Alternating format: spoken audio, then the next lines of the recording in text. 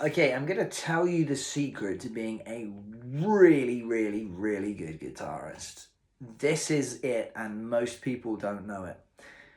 Number one, find a musician or a teacher who has achieved the standard that you want to get to, who has walked the walk that you want to walk, okay? Who is at that level you want to be. Number two, book regular lessons with that teacher. Number three, show up to the lessons. Don't avoid them. Number four, listen to the instructions. Number five, do every task that they set you. You want to know why? Because what will happen is they will look at where you are and where you want to be. Where you want to be will undoubtedly be the standard that they are at. And that's where they can get you. What they're going to do is they're then going to set a program for you that connects the dots between where you are and where they are. If you miss any of those steps, you won't get there. So then you follow the exact instructions they give you. You don't come in and say, oh, I know you told me to do this, but instead I went away and did some other stuff that you haven't asked me to do. You don't do that. That's the quickest way to stagnation. And that's not what you want, is it? So they will give you a program that connects the dots between where you are and where they are. If you're a very dedicated musician and you want to be a great guitarist, which you do because you clicked on this, you then go and you do all the tasks without fail and without making any Dumbo excuses. One day,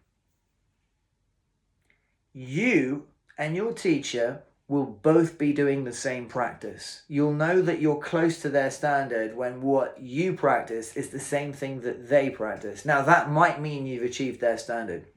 It might also mean that you're close, but you haven't yet got the musical maturity yet.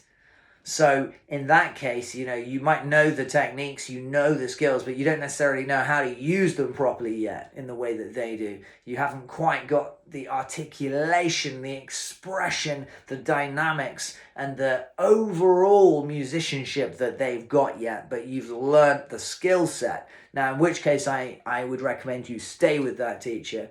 Now, if it's very, very clear and the teacher is very, very honest and open and says, well, actually, you've not only got the skills, but you've also got the musical maturity that I've got, then you can either continue to work through it side by side if you've got a good rapport with that teacher and you can learn together, or you can move on to a teacher who is maybe a bit older than you, who's been in the game a bit longer than you. For me, I usually learn with guys who are sort of in their sort of 50s and 60s, who've been playing since I was a very little child or before I was born, and that works for me. And I'll have a lesson, goodness me, whenever I can. But a lot of it I'm doing on my own. But I do check in with teachers and I do make sure that I'm on the right track, and I do allow them to redirect me if I've gone astray, because they know what they're doing. So that's what you do.